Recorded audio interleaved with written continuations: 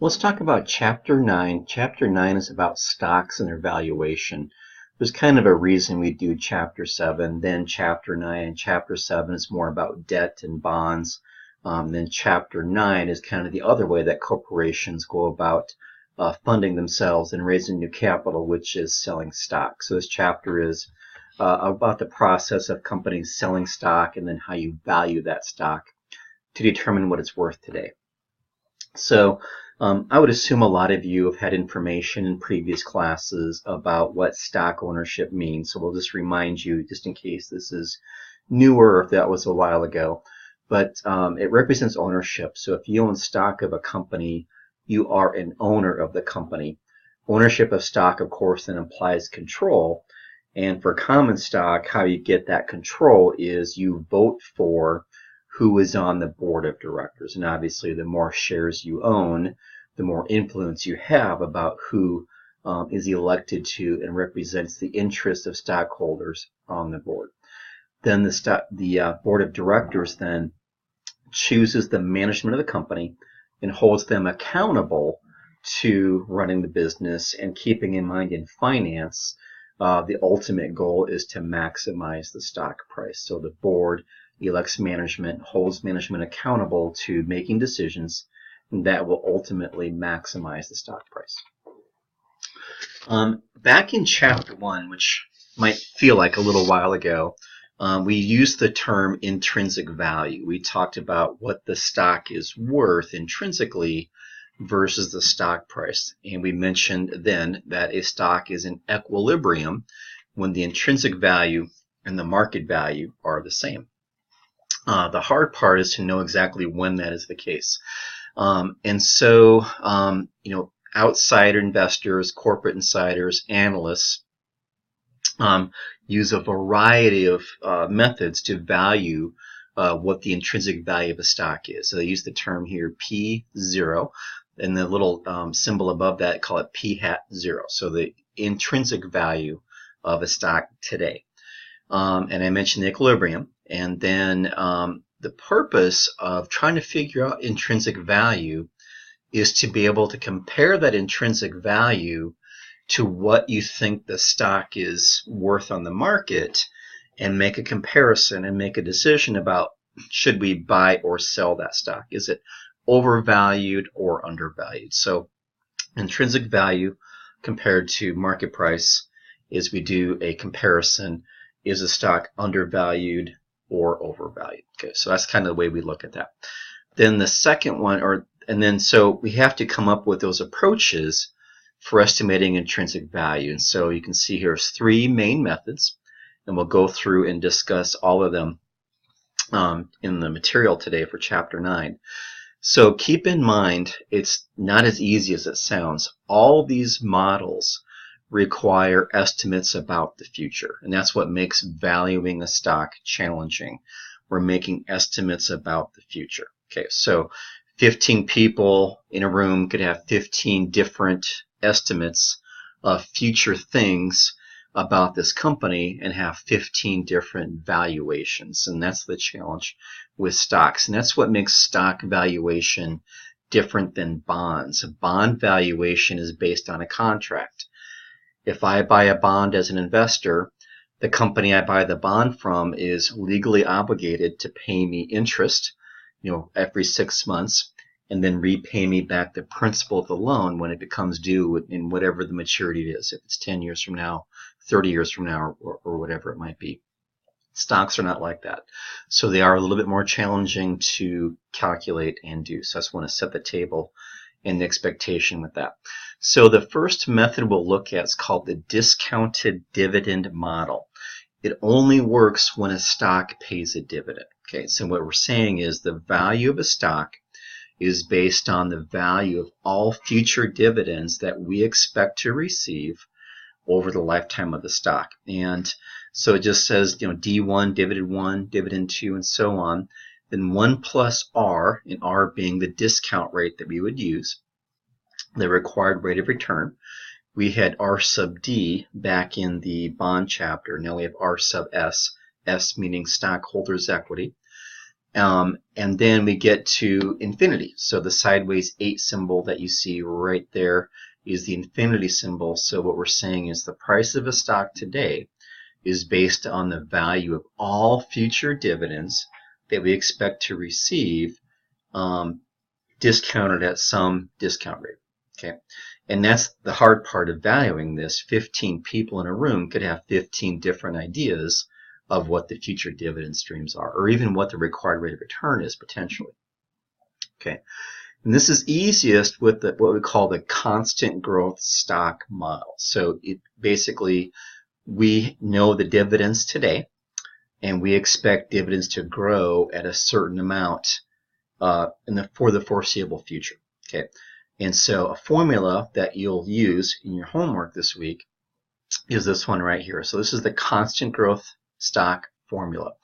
The price of the stock today is D0, the dividends today, times 1 plus the growth rate, and then we divide that by the required rate of return, the R sub S, minus the growth rate, and that also equals D1. So D0 times 1 plus G is the same thing as D1. So you might see the formula both ways when you do the homework, but I want you to recognize that D0 times 1 plus G is the same thing as D1. Okay, so if you recognize that, you'll be fine. Okay, and so basically, as we expect dividends to grow at some amount, then we bring their, those future values of dividends back to an amount today, discounted at a certain interest rate to get what that present value is. Okay. Now this only works in 2 instances. Okay. We have an expectation of constant growth in the dividends. So first of all, the company has to pay a dividend, and it's not required that stocks pay dividends. There are thousands of stocks, and not every single stock pays a dividend. Now, several have paid dividends consistently for a very long time, and so this does work for a large sample of companies. The other thing that has to happen, though, is that the growth rate, if you look at the formula, go back here, the growth rate has to be lower than the required rate of return. If G was larger than R sub S, you'd get a negative value in the denominator, in the bottom part of the formula, and that doesn't work. You can't divide by a negative, it won't work. So the other part of this is that the G has to be less than the R sub S for this to work. Okay, so that's part of the issue too. So it's not a perfect formula. It will only work for a certain set of companies, but it's a very good formula for the companies that it works for. Okay, so the next formula to look at, this is called the CAPM formula, and that stands for CAPM, which is the Capital Asset Pricing Model. We don't cover Chapter 6, and Chapter 6 talks about that, so I'm going to just kind of give you a little snapshot of what that means. And what that does is it helps you measure the required rate of return on a stock based on risk. Okay, and investors kind of talk about with greater risk comes greater reward. So the goal in anything you do in investing is if you accept more risk in an investment, you need to require greater return because of the risk that you took. So with greater risk comes greater return. And this formula proves that. So let's take a look at what this formula means. So R sub S equals R sub RF. RF stands for the risk-free rate. The risk-free rate is always the 10-year T-bond, whatever that rate is. And they just give it to us. In this example, it's 3%. R sub M is what I should expect to get on the stock market. And they tell us that's 8%. So R sub M is just the market return on the stock market. And B stands for beta. And beta is a measurement of a stock's risk. And how beta is calculated is what most websites will do that calculate this. They'll look at the 3-year moving average of a company, and they'll look for every day of trading. How did the stock react to the market changing that day? So let's just say the market went up by 10%. I'm just using 10% because that's a nice easy number. What we're saying is then this stock would go up by 12%. Okay, so the beta for this stock is above 1. That means it has a greater variation of how it moves against the market. If it was below 1, it would move less than the market. So 1 is the market, above 1 is riskier than the market, below 1 is safer than the market. So we're just getting an average over 3 years of how this stock moves when the market moves. Does it move in the same proportion or some different proportion? So the higher the beta, the higher the risk. Okay. So you plug in our numbers, so we get 9%. So let's think about why 9% makes sense for this particular stock, right? If I bought just a stock that had a beta of 1, I should expect to get an 8% return. Okay. This stock has a beta above 1. I need to require a greater return than just the market. And so 9% kind of makes sense, right? So it's got a higher return than the market because it has greater risk. And that's what the goal of this formula is to help us measure the efficiency of risk in return. So they call it, this is SML, which stands for the securities market line. And you can basically chart this and graph this if you wanted to. But this formula is called the CAPM formula, CAPM, Capital Asset Pricing Model. Okay, so this is kind of just will give us a picture of what this looks like. So it says find the expected dividend stream for the next 3 years and their present values. If D0 is 2, dividends today, and then we expect that constant growth of 4%. So obviously we can just take 2 times 1.04, we get 208. Take 208 times 1.04, you get 2.1632, and so on. And then you discount those at using 9%, the 9% that came from right here. Okay, so we discount those at 9%, and then we add up the 3 numbers, and that's my present value. And that's how we do that. Or I can use this formula because it's constant growth, and that makes more sense. So once we computed the R sub S, I can use this formula to plug in the rest. Okay, so so the P0 equals D1 divided by R sub S, which is that 9% minus the growth rate of 4, and I get 41.60. So based on that, today I believe that stock is worth $41.60, which is the present value of future dividends. And then we can just kind of jump ahead a year and say, okay, let's leap ahead a year and say, what should the stock be a year from now? Well, P1, the price a year from today, is then D2 divided by R sub S minus G. So you kind of just jump ahead 1 year, redo the calculation, the formula, and now it's worth 43.26. And it makes sense that it's worth more because there's another $2 and some cents worth of dividends a year from now. So every year we'd expect that stock price to be more valuable, by a little bit more than $2 per year. Okay, and so we looked at something a lot like this with the bond chapter, chapter 7. And so keep in mind, anytime you have an investment, generally looking for some kind of a cash flow stream, and then also a change in value of your investment. So with this one, what you can see is we have what they call the dividend yield and the capital gains yield. And we had the same thing for the bonds, but we called it current yield and then capital gains yield. So remember that stocks pay a dividend. So the dividend yield's really easy calculation. It's D1, a dividend a year from now, divided by the price I paid today, P0, and I get 5%. So the dividend yield on this stock is 5%. And then we just calculated the change in the price, right? We calculated P0 was 41.60, P2 was 43.26, and that change divided by the base year price P0 is 4%. So remember that we calculated a 9% R sub S for the stock. Well, that 9% is made up of a 5% dividend yield and a 4% capital gain yield. And that's very useful for investors. Professional investors need to know that kind of information. It helps them build a portfolio that makes sense and meets the goal of whatever they are investing or saving for, and getting the right mix of dividends and capital gains. Okay, and now this one says, what if this stock just pays a $2 dividend and we forecast no growth in that dividend? Then what? A little bit easier calculation because we just take the dividend payment of 2 divided by that return of 9%, and it's just worth 22.22. Okay, so because there's no growth in the dividend, the value is much different. When we calculated a growth, the price was in the 40s. With no growth, it's in the 20s. So that makes a big difference, that amount of growth. And, you know, obviously you can have stocks that they've grown quite a bit. Maybe they're going to pay some crazy dividends for a while. And at some point, you'll kind of just assume that they'll level out and just kind of pay more of a normal growth or have a normal growth value. That's not unusual. You know, a company just takes off and has that crazy growth. So we can still use the formula to some degree. It's just a little bit harder calculation. There's just more parts to it. But in this one, we're saying we're going to expect growth of 30%, then 20%, then 10%.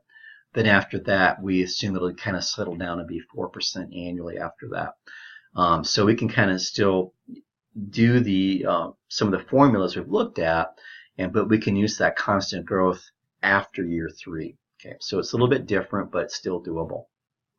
And so remember that the dividend today is 2. We're still using the R sub S of 9%. And then I expect a 30% growth in dividends in year 1, so it's 260. Then 20% getting me to 312. Then 10% getting me to 343. Then 4% constant after that. So years 1, 2, and 3 are kind of by themselves. So I calculate the dividends, bring them down to present value today, and then in year 4 and after, I am then using my constant growth formula, and I get 7139. But I got to bring that 7139 down to today in 3 years. Okay, and so if you want to use Excel to do this, this is all present value. So just think present value of a single amount, and I'll do a couple of these with you. So I've got the spreadsheet open that I like to use, and this is the same spreadsheet that you used for the present value chapter. Let's look at present value of an amount, and then let's go back to here. So in year 1, let's look at 260. Okay, so I'm going to say I've got a future value of 2.6. I'm discounting that at 9% at 1 year, and I get 239. Okay, that's the 239 right here. This is down to 3 digits, and my spreadsheet's down to 2 digits. So let me just make that bigger. So now it's 2.385, exactly like this. And I can do the same thing for the next year. So in year 2, it's the dividend's 312. So I'll type in 3.12, still 9%, but now it's year 2. I get 2.626, and there we go. And then we'll do the same thing for year 3, the 3.432. And that's in 3 years, so I get 2.65. There it is. And then also in year 3, that's my constant growth. I came up with 7139, so let's do that one. So 7139 at 3, still at 9%, and still at 3 years, I get 55.126, and a little bit of rounding probably. I got 0.126. This is 0.123. Unless I hit the wrong number, 71.39. I got the right number. But anyway, so this is how I do it. So I have to add all those numbers to get P0. But I just wanted to show you how you can use this formula here to do the same calculation here. And you'll have calculations like that in your homework for the week. So I just want you guys to know that. And so this is then doing expected dividend and capital gains yields during the 1st and 4th years. So year 1 and so on. So this kind of shows us, based on what we just did, kind of what will be the dividend yield and the capital gains yield. So it changes a little bit. Still adds it to be 9%. 4.14 plus 4.86 is still 9%, but the mix of dividend versus capital gains is a little bit different now. And then this does the same thing, but based on a 0% growth. And then for the first 3 years, basically no super growth, just no growth at all. And then in year 4, we finally begin to go for 4%. So that changes the valuation quite a bit, 37.19 versus 62.784. So that makes a big difference, not having those crazy growth years like the previous example had. And they're going to show us how to split out the dividend yield and the capital gain yield in this example. So in this example, the dividend yield is higher than the capital gain yield. And then here it just mentions, what if we expect negative growth? Well, then what do we do, right? We can still do that, but now the dividends will decrease, right? So we take D0 times 0.96. So instead of 1.04, now it's 1 minus 0.04, and I get 1.92. So the dividend goes down, and down here I'm subtracting a negative, so it's 9 plus 4, which is 13. I get 1477. So that still works in this example. So that's just fine. So take a look now. My capital gain yield goes down because the stock price will go down, and my entire, I get -4 here, plus 13 here, I still get 9%. Okay. So next is the corporate valuation model, and this is measuring free cash flow. So the one big drawback about what we just got done looking at with dividends is it only works when a stock pays dividends. It does not work if the stock does not pay a dividend. Okay. So the good thing about this model, the corporate valuation model, it works on any company, dividends or no dividends. This will work. That's what's good about this one. Also, it works for privately owned firms. So really any company, as long as we have financial statements, we can compute free cash flows. So if you gave me a private company's financial information, gave me all their financial statements, let's say for like the last 3 years, we could come up with their free cash flow calculation. And that's what's good about this model. It works on any company, any ownership, any size. So it's a popular one, obviously, because of that. Now, this is a formula we've looked at previously. Previous chapters have mentioned the free cash flow method or the formula here. Let's just remind ourselves what this is about. So the definition of free cash flow is cash that can come out of the business and not negatively impact its operations. Like cash you can take out and the business would be able to maintain operations at its current capacity. Keeping in mind that every business has to just simply replace things that wear out every year, right? If I'm a manufacturer and I'm making stuff, I have machinery that only lasts for so long, right? At some point in time, it'll become obsolete. I'll have to replace it. Or technology changes and I need to buy new machinery to keep up with technology. That's always the case. At a university, buildings need maintenance, sidewalks crumble, parking lots need repavement. So it's just a matter of having enough money in hand to reinvest to maintain capacity in the look of your building, your campus, whatever that would be. Okay. So just kind of keep that in mind. It's not adding capacity, it's maintaining current capacity and current operations. So free cash flow is your EBIT, earnings before interest and tax, times 1 minus T. So we're going to tax affect the EBIT. And then we add back depreciation and amortization, and we add those back because those are non-cash expenses. Okay, those expenses of depreciation and amortization have reduced the EBIT. They made that come down because they are true expenses that reduce earnings. But we're going to add them back because they're non-cash items. Okay, so it gets us to a cash amount. Then I subtract from that anything I've invested in capital expenditures plus any change in net operating working capital. Remember that net operating working capital is current assets minus current liabilities, subtracting out any kind of debt, any kind of short-term debt like notes payable. Okay, so that's the free cash flow method. That's how you do it. It's very easy to do. And then to apply it, we want to find the market value of the firm's operations by finding the present value of the firm's future free cash flows. Okay. We would then add the market value of non-operating assets, like maybe some kind of investment or something like that that has value. We subtract, though, debt, and we subtract any preferred stock if the company has it, because we're trying to get down to the value of their common stock. So preferred stock comes out, and debt comes out of that calculation. And then we divide the market value of common stock by the number of shares, and we get the value per share. That's what we're trying to get to. Okay, so issues around it. As I've mentioned, it's often preferred to this kind of dividend model because this works no matter what. I don't have to worry about dividends to use this method. It also, though, assumes growth at a constant rate, right? I can look at my financials and go, all things being equal, my company should increase in value, or cash flow should go up at a certain amount at some point in the future. Okay, so it also assumes a horizon value. If you've got, crazy growth, then constant growth. So kind of the same things we looked at for the dividend model work for the free cash flow model. In this example, we're going to actually compute in year one, we'll have negative free cash flow. But it's not unusual for a company that's growing. You're just throwing crazy money into operations and trying to grow, and then you get crazy growth after that, like -5, +10, +20. Then we get to that constant amount after year 4, which basically starts in that year 3 to 4 we go 5%, and then we expect 5% growth after that. Okay, so that's not unusual. 20 times 0.05 is 21.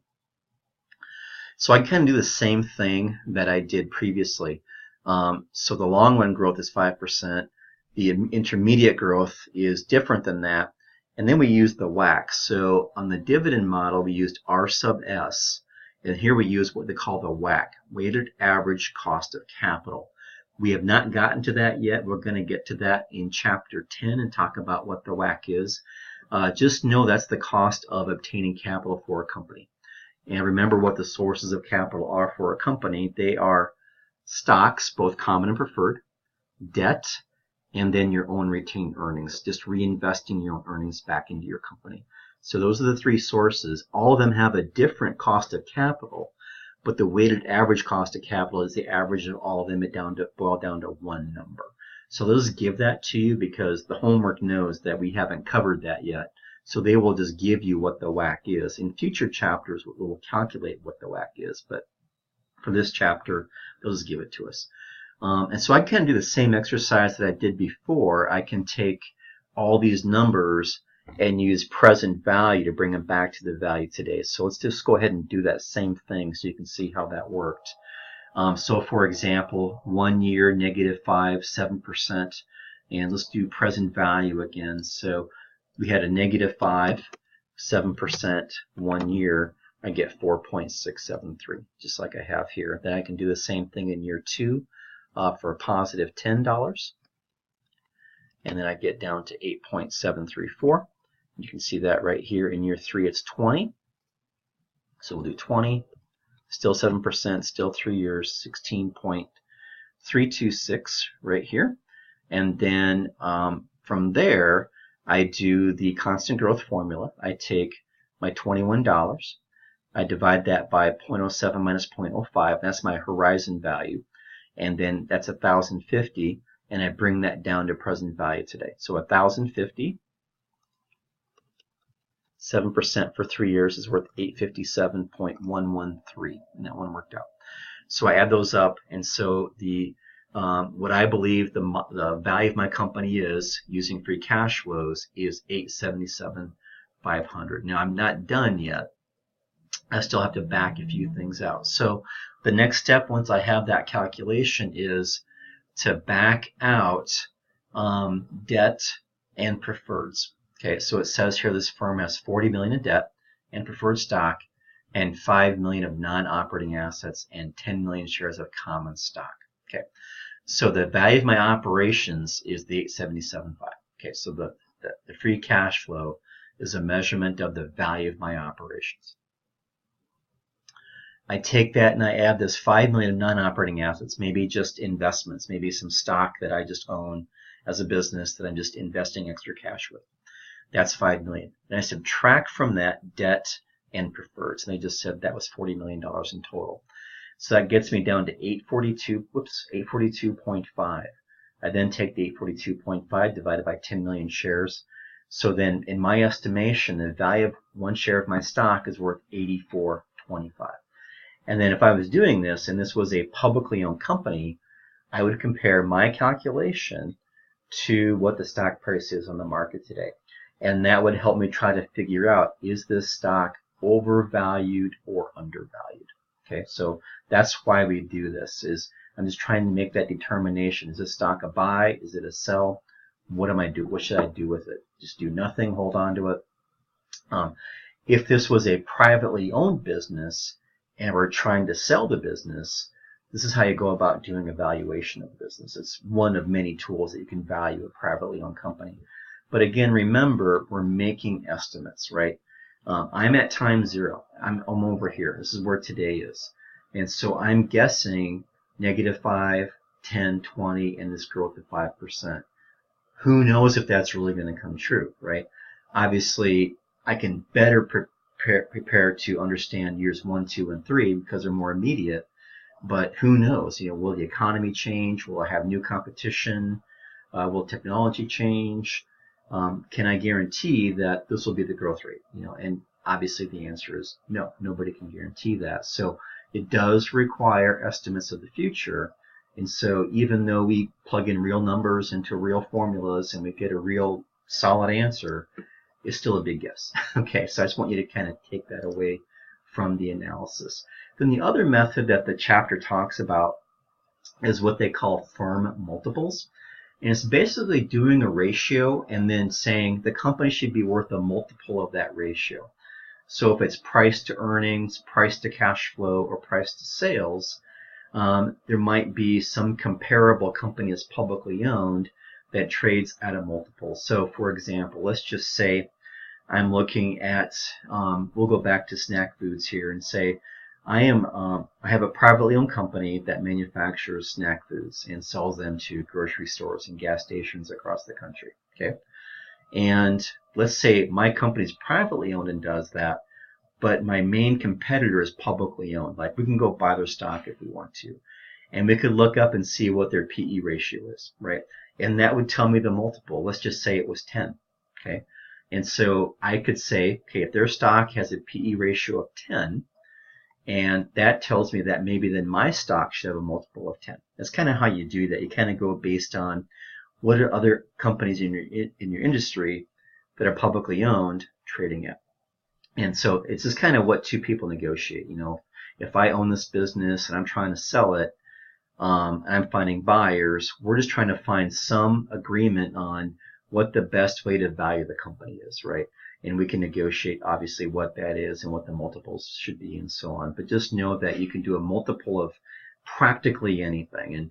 And in Chapter 4, we talked about enterprise-based multiples, which is the enterprise value divided by EBITDA. That's one we could do too. So it's just a matter of what two parties decide. Okay, so we're in the stretch run here. Preferred stock is a hybrid security. It is stock, which obviously stock implies ownership, but the word preferred means something here. And if you own a preferred stock, you have a preference. And the preference is that you are essentially first in line for dividends. And preferred stockholders are promised dividends, whereas common stockholders are not. And so preferred stocks are kind of like bonds to some degree, because you buy a preferred stock and then what you receive is a fixed dividend. And dividends on preferred stocks cannot change. They're capped at a certain number. And so it's a fixed dividend. And so if I buy a preferred, I just get this dividend every year. And I can sell the preferred whenever I want to. So I can buy it, own it for a while, get the dividends, and choose to sell it to somebody else. With a common stock, remember, I get to vote for the board. Preferreds don't. But with a common stock, there's no guarantee of dividends. And in fact, if the preferred shareholders don't get paid dividends, for sure the commons will not get paid dividends. Okay, so just kind of keep that in mind. It's a hybrid security. You'll get a few questions that will deal with that. But when you see homework problems that deal with preferred stocks, smile and go, this is great because they're easy. It's a really easy formulas. There is no growth, remember. They cannot change. The amount is fixed. So it says here, if a preferred stock has an annual dividend of $5 and it sells for $100, what is the expected return? Well, that's pretty simple. The value of the preferred, VP, value of preferred, is the dividend divided by the return. Okay, and so that's the formula. Now, they're asking me to compute what the return is. Well, in this formula, I'm solving for what I know. I know the value is 100. They told me it sells for $100. They told me that dividend's 5. There's no D1, D2, D3 because they're all the same. It's just $5. And then if I know two parts of the formula, I can solve the third part that I don't know. So R sub P becomes D, the $5 divided by VP, the $100, and I get 5%. So just if you do the mental math, if you just said 5 divided by $100 is 5%, that's essentially what the answer is. So these are really easy. So just kind of know when you get a preferred stock question, slide 30 of chapter 9 it would be a good place to take a look at and just kind of see these formulas here, and that'll get you set straight. Okay, so I hope that helped. Hope that made sense for you. If you have any questions, just let me know. Thanks.